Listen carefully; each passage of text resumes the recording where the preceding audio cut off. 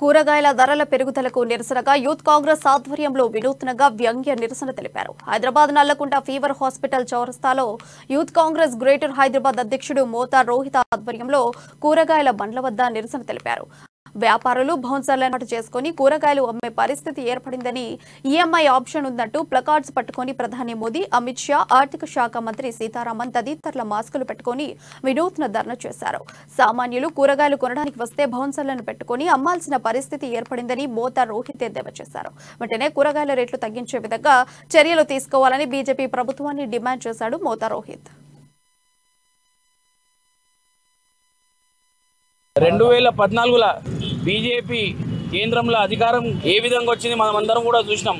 దేశంలో ధరలు ఆకాశాన్ని అంటుతున్నాయి.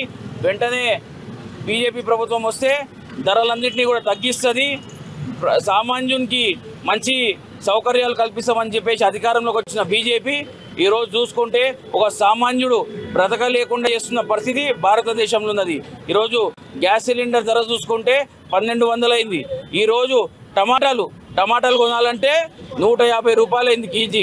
ఈరోజు వ్యాపారులు బౌన్సర్లను పెట్టుకొని మరి టమాటాలను కాపాడుకోవాల్సి వస్తుంది. అటువంటి దుస్థితి ఉంది. ఈరోజు ఈఎంఐ ఆప్షన్ కూడా పెడతా అని చెప్పి వ్యంగ్యంగా వ్యాపారులు మాట్లాడుతున్నారు.